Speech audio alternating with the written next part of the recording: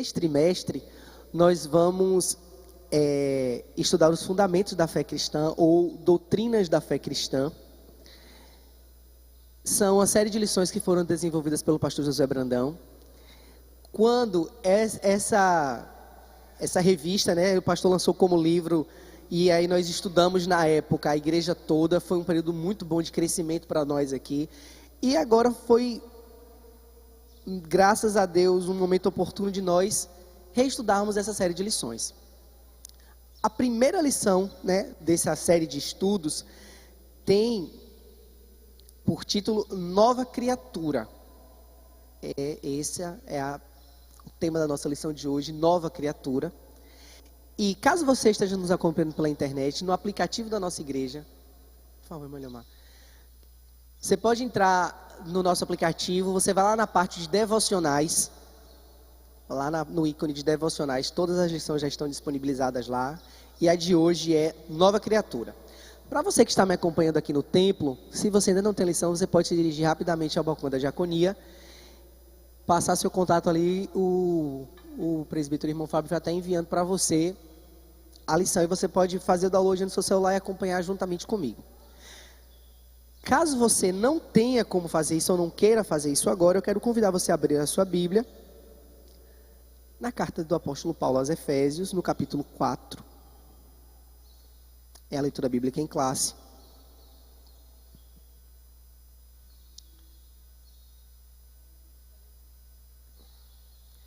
Efésios capítulo 4, nós vamos ler do versículo 17 ao versículo 24. Conforme você for achando aí, vai dando glória a Deus, só para eu saber que você achou. Amém.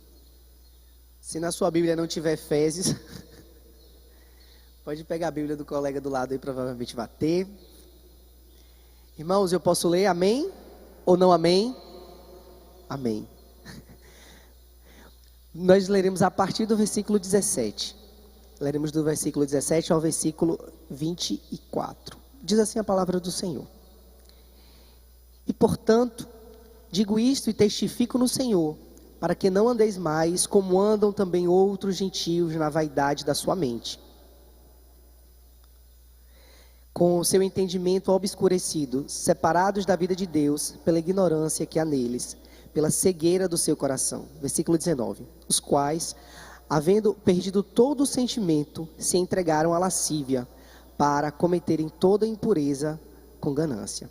Mas vós não aprendestes assim a Cristo, se é que tendes ouvido e por ele fostes ensinados, como a verdade está em Jesus, que, concernente ao procedimento anterior, vos despojeis do velho homem, que é corrupto, segundo as cobiças do engano. 23. E vos renoveis no espírito da vossa mente, e vos revestis do novo homem, que, segundo Deus, é criado em justiça e verdadeira santidade. Amém? O texto áureo da nossa lição está em 2 Coríntios capítulo 5, versículo 17, diz assim: assim que, se alguém está em Cristo, nova criatura é. As coisas velhas já passaram, eis que tudo se fez novo.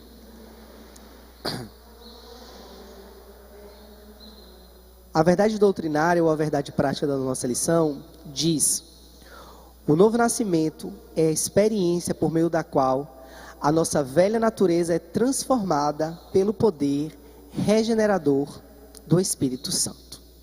Amém? Queridos, antes de eu entrar nos tópicos da lição e antes de eu falar dos objetivos dessa lição, eu tenho uma pergunta para fazer a você.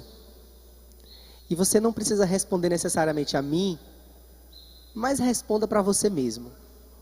O que é ser cristão? Eu acredito que muitos que estejam me ouvindo aqui nessa manhã, assim como aqueles que estão me ouvindo em casa, pela internet, ou são novos convertidos, ou são convertidos de muito tempo. Alguns talvez estejam se aproximando do Evangelho agora, estejam começando a conhecer a cultura do Evangelho, o que os evangélicos fazem, o que os evangélicos falam. De repente, possa ter alguém me ouvindo aqui nessa manhã que não é evangélico, não é crente, não é nova criatura ainda, mas você vem ao culto de domingo, você vem à escola bíblica, você vem no culto da terça, você ouve a palavra. Na hora do momento de louvor, você levanta as mãos, você de vez em quando até chora. Você sente algo se mover dentro de você, uma emoção, um toque. Mas você ainda não se decidiu ao lado de Cristo. E talvez você que esteja me ouvindo nessa manhã, até um dia levantou a sua mão, veio à frente, recebeu uma oração, passou pelo discipulado. Talvez você tenha até sido batizado nas águas, você toma a ceia. Mas na hora que eu faço essa pergunta para você nessa manhã, o que é ser cristão? Talvez você fique sem saber o que me dizer como resposta. E por que isso acontece? Porque muitas vezes a gente se familiariza, ou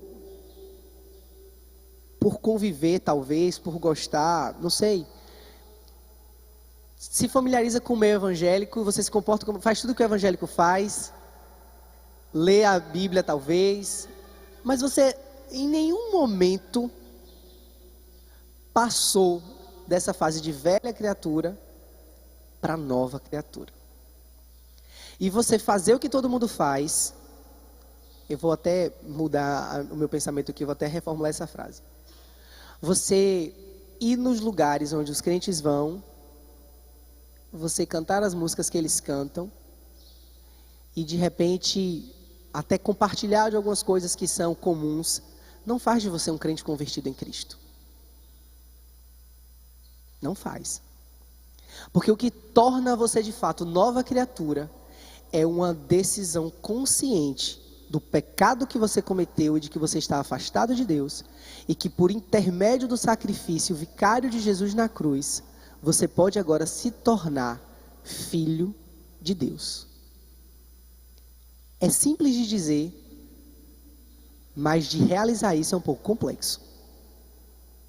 E é por entender a complexidade disso, irmãos, que a gente vai passar aqui algumas semanas tratando das doutrinas que embasam a nossa fé. Porque nós precisamos saber no que nós cremos, para nós também termos discernimento para combater aquilo que nós não cremos.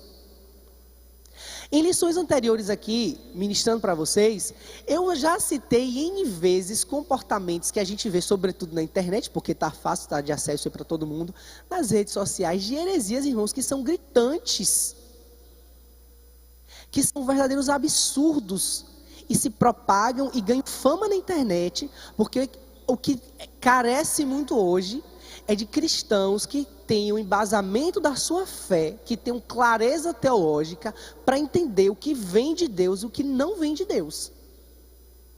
O que tem faltado muito nos nossos dias é discernimento da parte do Espírito Santo, para nós olharmos para o comportamento do mundo e para as coisas que estão acontecendo e dizer, isso aqui é de Deus e isso aqui não é. Porque muita coisa, meus irmãos, vem vindo aí em nome de Deus e que de Deus não tem.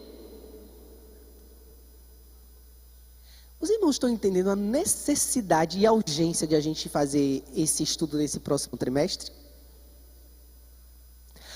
Durante um período aqui eu fui líder do departamento de adolescentes e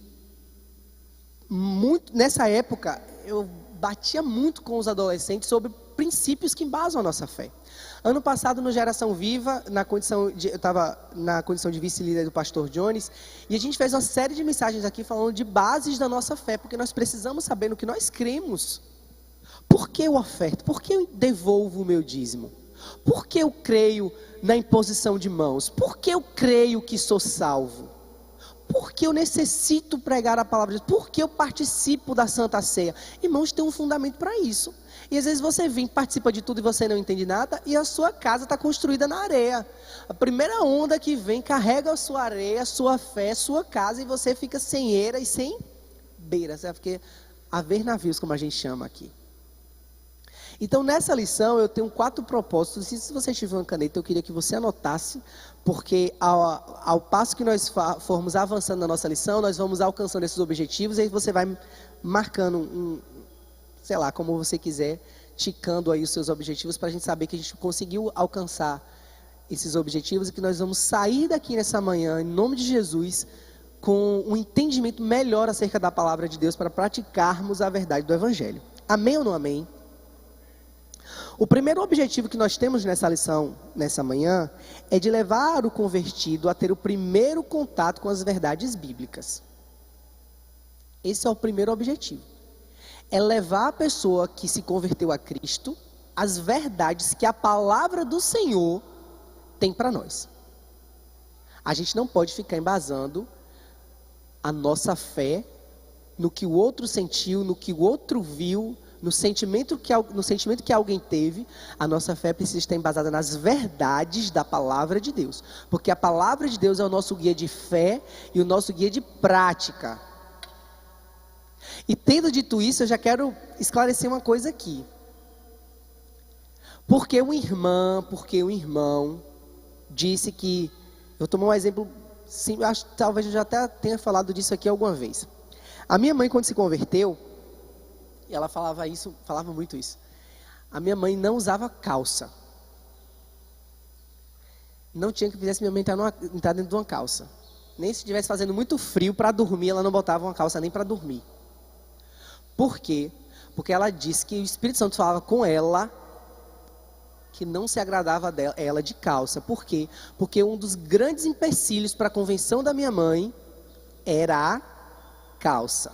Veja bem, a minha mãe já tinha sido tocada pelo Evangelho, e ela mesma contava, a minha mãe o Senhor já tomou para si, mas a minha mãe contava que ela sentia o desejo de ser crente, de se converter, de ser nova criatura em Cristo, mas ela falava, e minhas calças? Eu não vou conseguir viver sem. Eu só visto calça, só tenho calça no meu guarda-roupa. Se eu me converter, eu não tenho nem com que ir para a igreja no culto seguinte, porque eu só tenho calça. E quando o Espírito Santo foi mais forte que a vontade dela, ela se converteu, ela entendeu que ela nunca mais devia entrar dentro de uma calça. Mas, irmãos, calça é pecado? A mulher usar calça é pecado? Não. Mas para ela em especial, o Espírito Santo ciumava, ela tinha um ciúme, tinha um cuidado específico nisso. Por que eu estou dando esse exemplo bem simples aqui?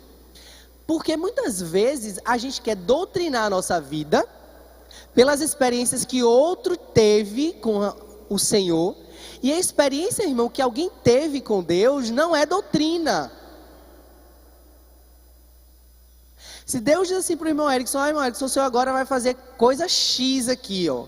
A pessoa assim, irmão Erickson, sai pregando para todo mundo, que isso é a doutrina para todo mundo exercer isso, porque não é para ver televisão. Irmão, é uma coisa dele com Deus. Mas o que é então doutrina? Irmão, doutrina é uma coisa tão séria, que a doutrina não funciona só para mim, que sou crente, não.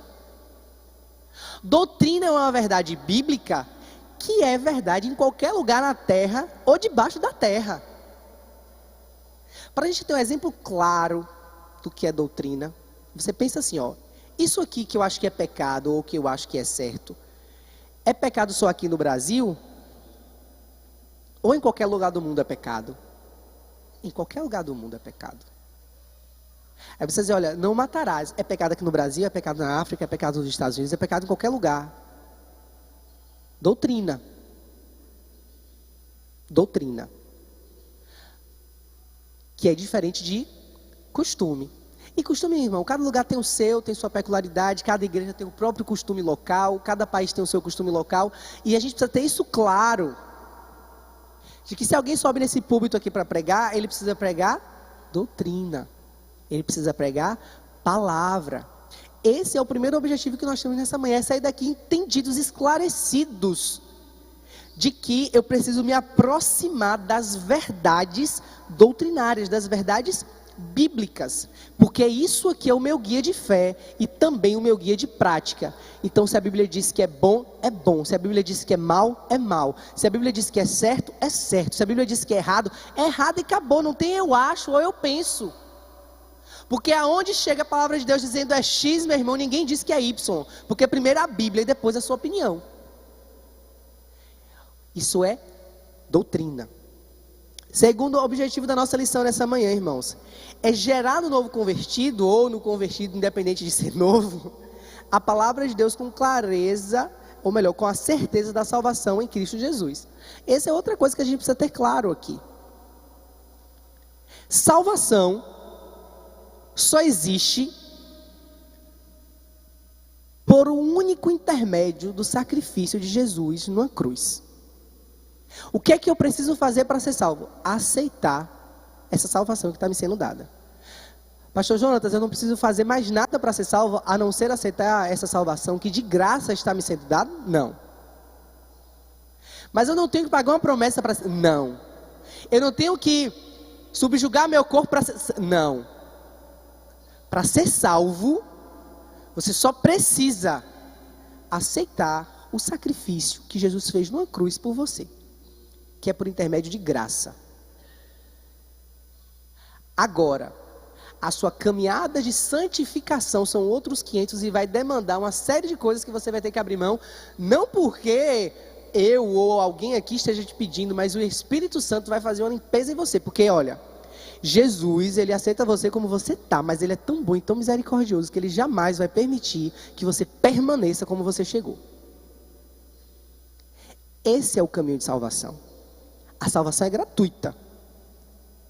Ela não te cobra nada, mas ela vai te exigir tudo. E parece, irmãos, de certa forma que é uma coisa pesada eu falando assim, mas não é não. Porque a palavra do Senhor diz que a vontade de Deus, ela é boa, ela é perfeita e o quê? É agradável. Às vezes a gente pensa que fazer a vontade de Deus é algo custoso, dolorido, doloroso, não é? Parece que a gente vai sofrer para fazer a vontade de Deus, não é, pastor Valmir? E é agradável fazer a vontade de Deus, e a gente vai perceber no caminhar com Cristo que, à medida que eu conheço a Jesus e que eu me torno alguém parecido com Ele, é natural e desejoso que eu vá abrindo mão daquilo que não agrada. Porque como alguém que ama, por amor, e de modo leve, a gente abre mão daquilo que não agrada, para a gente não ver aquele a quem a gente ama triste, infeliz, macambúzio. E a gente vai aprender isso aqui nessa manhã. Os irmãos estão entendendo o que eu estou falando aqui, irmãos? Amém ou não amém? Deixa eu entender. Amém. Glória a Deus por isso. Que alegria ver esse sorriso no rosto de vocês. Terceiro objetivo da nossa lição é despertar no converso a ciência do compromisso com o corpo de Cristo. Veja bem, outro objetivo que a gente vai, logo mais aqui a gente vai ver que aquela pessoa que se converte em Cristo, ela encerra na vida dela a solidão. A solidão tem fim quando você se converte a Cristo, porque você não é mais só. A solidão encerra quando você se converte a Cristo, porque você deixa de ser solto no mundo e você passa a ser enxertado em um corpo, que é o corpo de Cristo. E um corpo não trabalha só. Da mesma forma que um órgão sozinho não faz nada, um coração sozinho batendo fora de um corpo, irmão, não faz sentido nenhum. Mas dentro do corpo ele oxigena o cérebro, ele bombeia o sangue que leva nutrientes para todo o organismo, para que exista uma sinestesia e um perfeito funcionamento do ecossistema. Você que está sentado aqui nessa manhã me ouvindo, você tem um papel no corpo de Cristo que você não pode mais se permitir viver só, longe de família, longe do corpo de Cristo. Porque se você viver longe do corpo, um membro fora do corpo, ele morre, ele necrose e morre. Mas um membro enxertado no corpo tem vida e gera vida. Então, a pessoa que se converte a Cristo precisa entender, e aqueles que, mesmo depois de muito tempo de convertido, ainda não entenderam isso, em nome de Jesus, eu quero que você entenda isso hoje pela manhã, e você vai sair daqui com sua mente transformada, de entender que aquela pessoa que se converte a Cristo precisa ter compromisso com o corpo, que agora ela faz parte. E aí eu vou falar de dois corpos aqui, o corpo local e o corpo universal. A igreja que você congrega, você precisa ter responsabilidade com essa igreja que você congrega, e você precisa ter responsabilidade com a igreja universal, que é o corpo de Cristo espalhado sobre toda a face da terra. Por isso que quando a gente ora pela igreja, a gente não pode orar só pela igreja local, a gente tem que orar pela igreja espalhada ao redor do mundo, porque tudo isso é nosso corpo. E por fim, nós temos como objetivo nessa manhã levar a pessoa que se converteu a Cristo, ou novo convertido, a se tornar um evangelizador, um catalisador desse evangelho. Todo convertido se torna um missionário. Toda pessoa que é convertida no evangelho, ela vai se tornar um propagador do evangelho. E olha, irmãos, esse último objetivo aqui, eu acho que é a coisa mais simples de todas. De tudo que eu falei aqui, eu acho que o mais simples é isso. Por quê? Veja bem, quando eu vou num restaurante que eu gosto da comida, Ninguém precisa me pedir para fazer propaganda daquele restaurante, não. Porque eu mesmo falo, rapaz, eu fui comer num lugar, cara, que comida boa. A mesma coisa quando eu descubro algum filme, sei lá, que é bacana. Aí eu já chego, rapaz, tu assistiu tal filme. Rapaz, que filme bom, viu? É igual perfume. Quando você usa um perfume bom, você não precisa dizer que está usando perfume, não. Todo mundo sente, rapaz, tu tá cheiroso, viu? Quando a gente se converte a Cristo, e não estou dizendo a pessoa que vira evangélico cultural, não, que vem aqui e volta para casa, não. Estou falando que se converte de fato. Exala o cheiro de Cristo. O crente, irmão, ele é cheiroso. Ele tem um cheiro, tem um trem diferente no crente. Chega no rapaz, tem uma coisa diferente em você. Você olha assim, às vezes você olha para alguém e só sorri. Fala, tem um trem diferente em tu, é o quê? É Cristo. Irmãos, no meu trabalho, eu vejo muito isso. Porque as pessoas estão acostumadas a ligar para a repartição pública. E você sabe como é, né? Quando você precisa de um órgão público. Aí quando alguém liga lá e fala comigo, aí fala assim, como é que eu faço para elogiar seu atendimento? Eu falei, por quê? Mas, poxa, você me atendeu tão bem, esclareceu tudo. É minha função só, gente. E quando a gente tem consciência de que, mais do que uma informação do meu trabalho, eu tenho a melhor informação de todas e eu posso compartilhar com o mundo inteiro, irmão, não tem como eu ficar quieto. O nosso colega de trabalho, a pessoa que convive com a gente, às vezes você não precisa pegar uma placa com o nome de Jesus, como muita gente faz, usa um bocado de camisa com vários dizeres evangélicos, mas não vive nada daquilo. Aí fica parecendo, nossa, que hipocrisia. Não precisa a gente fazer isso para falar de Cristo, não. Se você for um filho apaixonado pelo seu pai, fala, Deus, eu te amo tanto, meu Deus. E esse amor que nós sentimos por Ele é suficiente para você entender que todas as áreas da sua vida precisam ser tocadas por essa fé. E por esse amor que você sente. Então, quando você olha para o próximo, você tem empatia. Quando você pode ajudar, você ajuda. Quando você pode liberar uma palavra, é sempre uma palavra de bênção e não de maldição. Quando você se compadece, você faz isso com seu coração aberto. E tudo isso revela o Cristo que há em você. Porque ser cristão, irmão, é exatamente isso. E eu estou falando isso aqui para entrar na nossa lição, viu? Ser cristão é ser um Cristo pequeno. Todo cristão é alguém em quem Cristo vive. Deixa eu deixar isso aqui de um jeito mais fácil para você entender. Quando eu digo para você assim, olha, Cristo vive, a pessoa pode até falar assim, mas eu não vejo Cristo. Mas através de mim, Ele vive. É através de você. Você que está me olhando, olha para mim aqui. Você que está me olhando. Cristo está vivendo através de você. Pode ser que uma pessoa, irmão, aí no mundo nunca pegue uma Bíblia para ler. Nunca venha num culto. Nunca tenha a oportunidade de ouvir o Evangelho como eu estou falando aqui nessa manhã. Mas se você deixar Cristo viver através de você, ela vai poder dizer, eu conheci o Cristo. E isso é ser cristão. Aí qual é o problema, irmãos? É que a gente tem esquecido desses objetivos que eu falei aqui, e a gente transformou o cristianismo, veja bem o que eu estou falando aqui, e sobretudo a igreja brasileira, a gente transformou o cristianismo em um nicho social, com algumas regalias, algumas proibições, e massa de manobra política. Cristianismo não é isso. Você sabe qual é o percentual de crentes que tem no Brasil? O censo de 2010 dizia que de evangélicos no Brasil nós já tínhamos mais de 20%.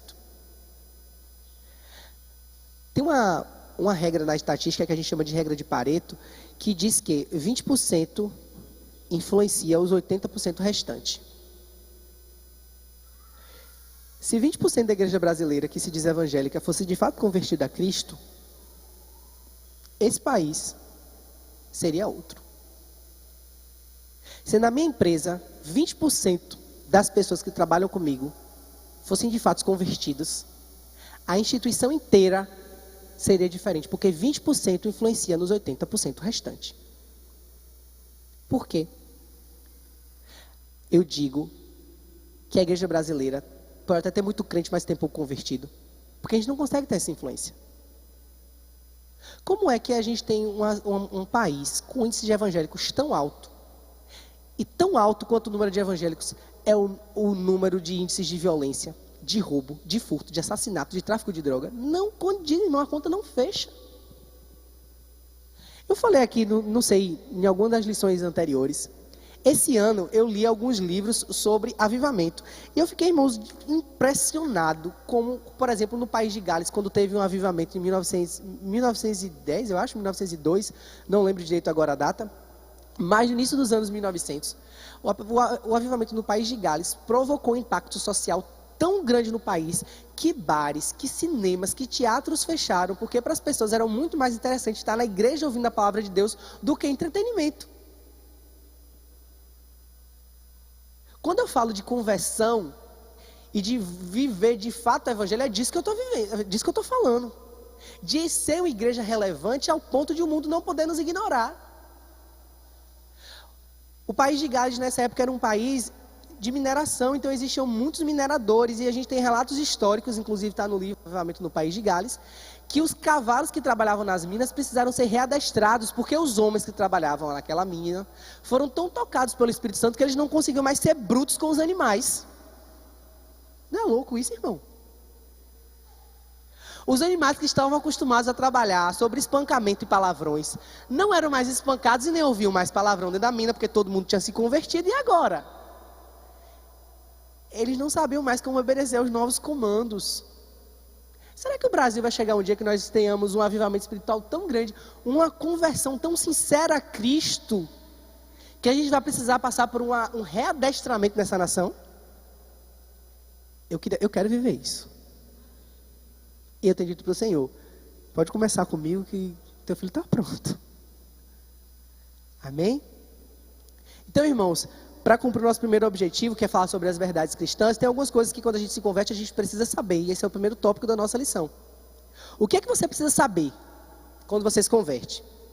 Primeira coisa, todos os homens, todos são pecadores. Primeira coisa que a gente precisa entender. Ah, mas não tem nenhum santo. Jesus, irmão, tirou esse, o resto só degringolou, foi só ladeira abaixo. E cada geração que passa parece que tem ficado pior. O comentarista da nossa lição diz o seguinte: a Bíblia Sagrada nos revela que Deus criou o homem perfeito. A gente pode contemplar isso lá em Gênesis, capítulo 1, ali, versículo 26. Entretanto, pelo pecado de Adão, todos os homens foram feitos pecadores. E somente pelo sangue de Jesus Cristo, o homem ele pode ser redimido. Efésios capítulo 1, versículo 7, ou 1 João, capítulo 1, versículo 7 ao versículo 9, a gente tem essa contestação, ou melhor, essa comprovação aqui. Ou seja, se todos os homens pecaram, isso quer dizer que nenhum homem vai ser salvo? Se não fosse Jesus, sim. Porque se nós somos todos da mesma espécie, somos todos exemplares de uma mesma obra original.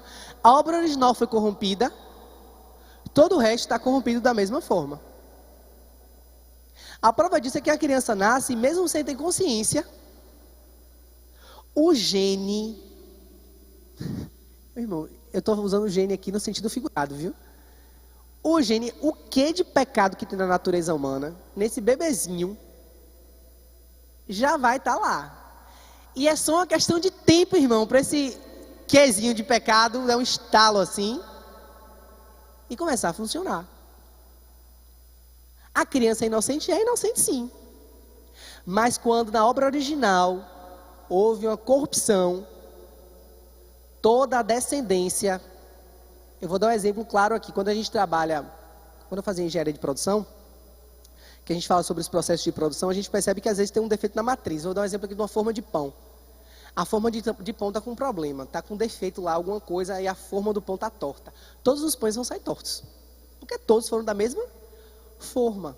Adão e Eva foram a forma. A forma deu defeito, irmão. Ficou claro o que eu quis dizer aqui? A forma deu errado, todo mundo foi pelo mesmo caminho. Então, essa é a primeira coisa que a gente precisa entender. Mas, em Cristo, nós podemos ser redimidos. Alguém abre para mim Efésios capítulo 1, versículo 7. Vamos ler, vamos para a Bíblia.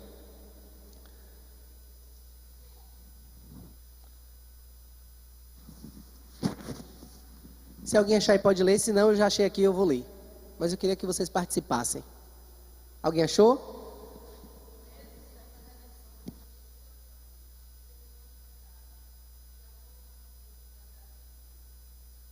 Pronto.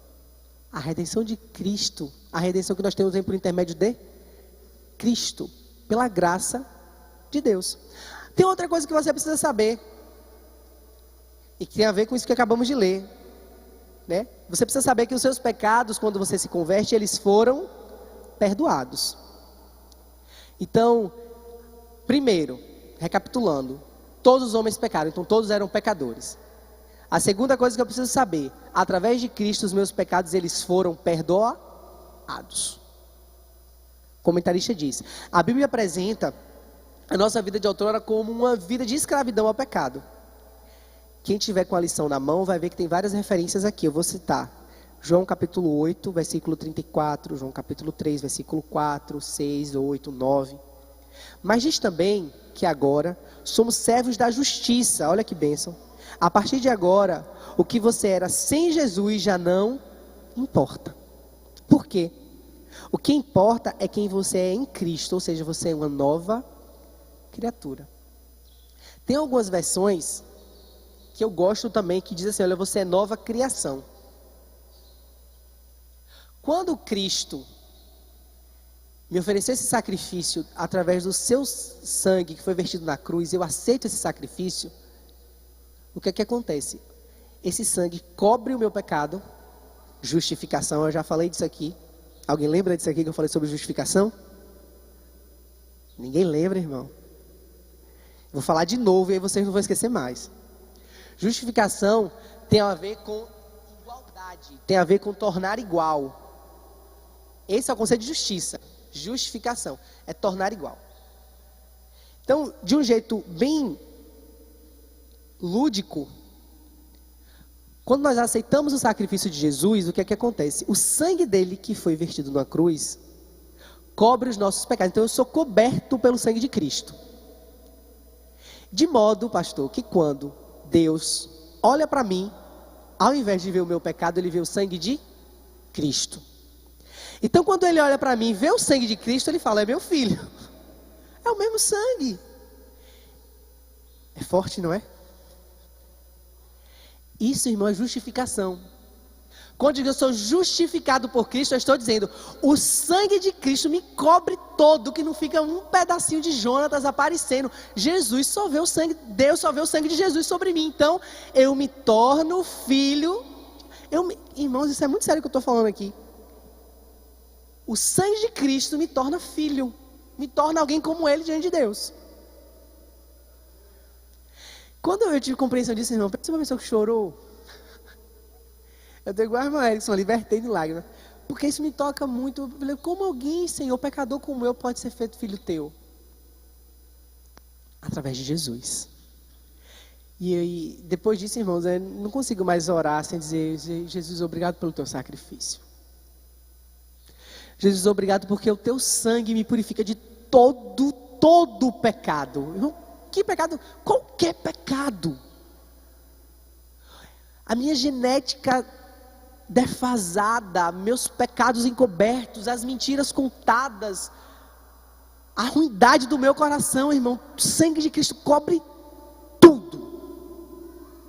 A doença, o passado, a angústia, a solidão, a tristeza, o assassinato, tudo o sangue de Cristo cobre. E aí eu me torno filho de Deus, assim como Jesus é. Isso é justificação. E quem me garante isso? Essa justificação, quem me garante?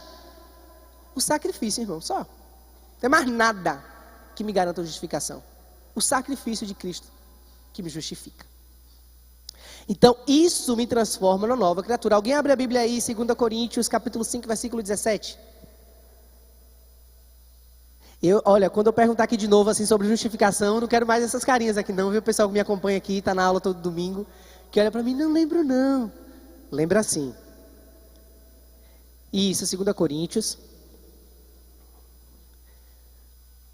capítulo 5, versículo 17, sobre nova criatura. Irmão Alcione ali achou. E assim, se alguém está em Cristo, é nova criatura. As coisas antigas já passaram. Eis que se fizeram novas. Glória a Deus. Glória a Deus, irmão. Eu só posso me alegrar com essa mensagem, essa boa nova de que aquela velha natureza, ela não precisa mais dominar.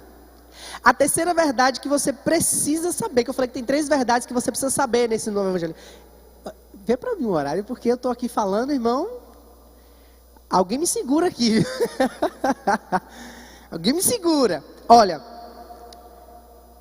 Jesus me ajuda. Socorro. Olha só. Essa nova criatura que nós somos em Cristo. É bonito a gente dizer isso, mas tem alguma dificuldade aí, certo? Quando a gente compra um sapato novo, as mulheres aqui, irmãos, talvez possam ter uma experiência melhor do que eu nisso. Porque nós homens temos um jeito diferente de comprar. A gente bota no pé e tem que estar o quê? Confortável, né? Mas para a mulher tem que estar bonito. E aí a minha esposa, ela bota no pé, não, tá lindo. Aí eu pergunto assim, tá confortável? É. Aí a primeira vez que usa, volta para casa cheia de calo, o pé todo machucado. Por que eu quero dar esse exemplo aqui? Porque às vezes quando a gente entende que a gente é nova criatura, esse processo de nós nos revestirmos desse novo de Cristo, pode causar um estranhamento, tanto para quem veste a roupa, para quem estiver com roupa nova. Então primeiro tem um momento ali de estranheza, um sapato diferente, uma roupa meio estranha, a gente vai se acostumando, vai se familiarizando. Bota um algodão aqui, um band-aid ali, não sei aonde. Aí depois pronto, se torna comum e esse vira meu novo eu. Às vezes quando a gente se converte, precisa entender que, então embora espiritualmente você seja transformado da água para o vinho assim, tem algumas coisas que vão demorar um tempinho aí, irmão, para chegar para um lugar, porque a gente vai aprendendo e crescendo em graça e em conhecimento. Tá? Então, os nossos pecados foram perdoados e nós nos tornamos nova criatura, que foi a última parte que nós lemos aqui, porque nós nascemos de novo.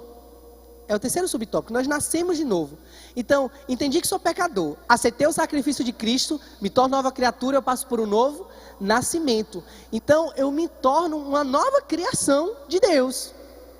Eu era morto e agora estou vivo, eu era mau e agora eu sou bom, eu era injusto e agora eu sou justo. E o comentarista ele vai dizer o seguinte: em seu diálogo com Nicodemos, príncipe dos judeus, Jesus chamou a experiência de que você vive agora um novo nascimento. E Paulo fala disso em Efésios, no capítulo 4, do versículo 20 ao versículo 24. Quando ele diz que o velho homem que se corrompe pelo pecado e do novo homem que segundo Cristo é criado de forma verdadeira, justa e santa. Pedro diz que fomos feitos praticantes da natureza de Deus. Está em 1 Pedro, capítulo 1, você pode conferir na sua Bíblia, do 3 e no 23. A isto a Bíblia chama de ser feito filho de Deus, esse nascimento. O apóstolo Paulo também faz menção da gloriosa experiência do novo nascimento, lá em Romanos, capítulo 8, do versículo 14 ao 17. Tem uma coisa sobre o apóstolo Paulo que eu acho importante falar aqui, porque o apóstolo Paulo vai falar também várias vezes sobre esse novo nascimento. Aliás, o apóstolo Paulo fala de muitas coisas que para nós são até polêmicas. Para deixar de concordar comigo, que tem coisas que o apóstolo Paulo fala que causam frenesi às vezes. Mas eu queria que você entendesse que o apóstolo Paulo, quando ele escreveu todas as cartas que o apóstolo escreveu, todos os livros da Bíblia escritos por ele, o apóstolo Paulo entendia que estava escrevendo a uma igreja que já tinha sido discipulada e já tinha noção do básico. Então o apóstolo Paulo, normalmente os livros, as cartas do apóstolo Paulo, tem trazendo para nós um entendimento que é um up do básico. Saindo do trivial e indo para um nível elevado. E se a gente parar para observar, na época em que as cartas foram escritas, não causou um frenesi tão grande assim, porque o básico, aquela igreja primitiva já entendia. O problema do nosso tempo é que nós não temos entendido nem o básico, quanto mais o avançado. É por isso que a gente precisa estudar lições como essa aqui, para a gente voltar para o beabá, para quando a gente tomar um caldo mais grosso, a gente não ficar escandalizado. Os irmãos estão entendendo o que eu estou falando aqui? Amém ou não amém? Amém. A gente precisa lembrar disso. Então, o apóstolo Paulo aqui em Romanos, como o apóstolo Pedro, como João também, todos eles vão falar desse novo nascimento. E que você está experimentando ou precisa experimentar. A lição aqui nos fala de perdão de pecado, que nós fomos perdoados. Agora, o fato de nós termos sido perdoados através do sacrifício de Jesus, não nos dá de modo algum a libertinagem de proceder, de viver de modo indecoroso. Não está nem na lição aqui, mas abre aí Atos 2,42. Esse texto aqui já foi macerado. Se tem um texto que foi macerado aqui nessa igreja, Atos 2,42. Diz assim o texto, e eles continuaram firmemente na doutrina dos apóstolos. Ponto, só quero ler até aqui. Transformação de vida, que eu digo de sair do pecado para a vida, da morte para a vida, de pecador para a condição de filho de Jesus, perdão, de filho de Jesus não, de filho de Deus através de Jesus, se dá no instante. E eu falei nisso aqui, que santidade é um processo de caminhada. Quando a gente vê Atos 2,42 falando ali, que aqueles que se convertiam perseveravam na doutrina dos apóstolos, a gente está falando aqui de um caminho de santificação, irmão. A gente está falando aqui que a pessoa que entende, olha para mim aqui, conscientemente o que ela está fazendo quando ela se converte a Cristo,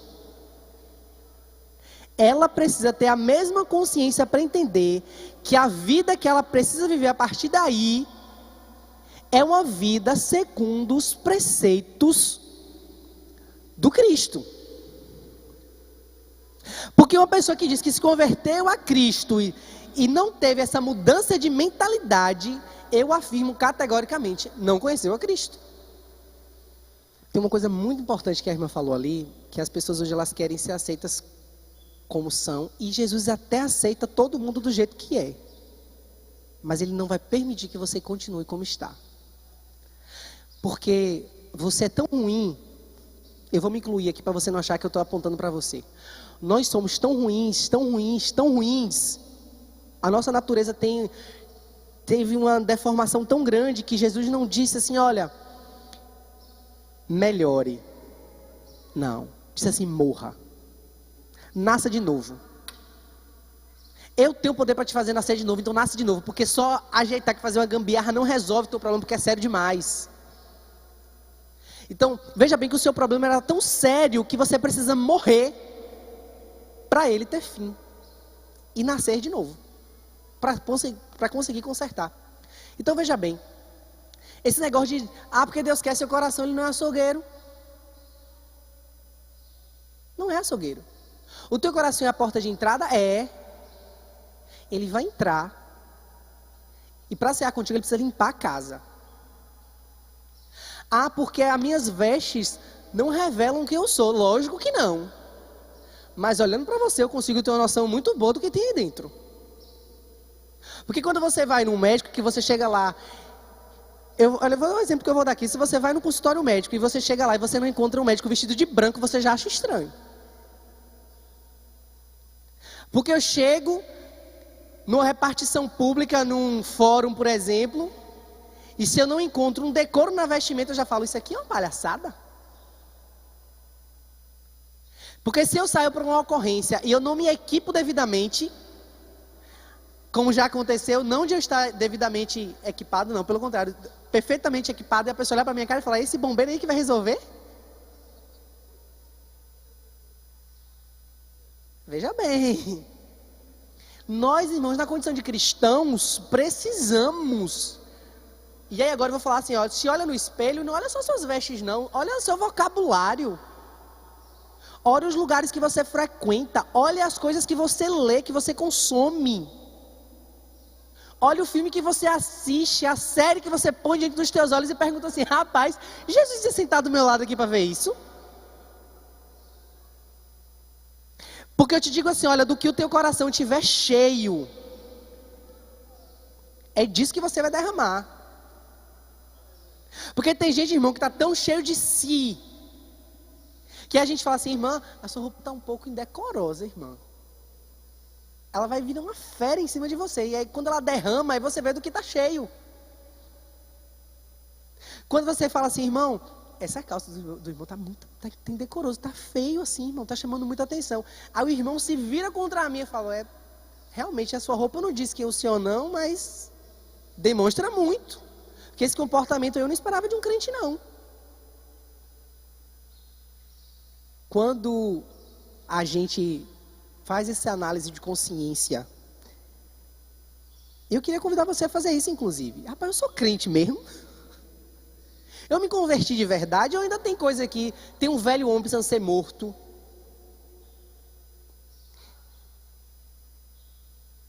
O novo nascimento, ele compete no novo entendimento.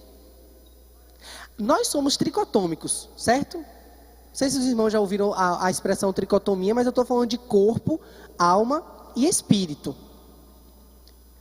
Então, a minha alma é quem eu sou.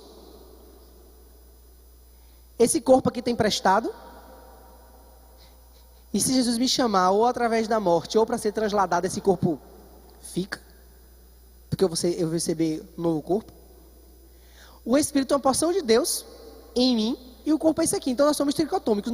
Essa unidade, essa aliança aí, de corpo, alma e espírito, vão coexistir.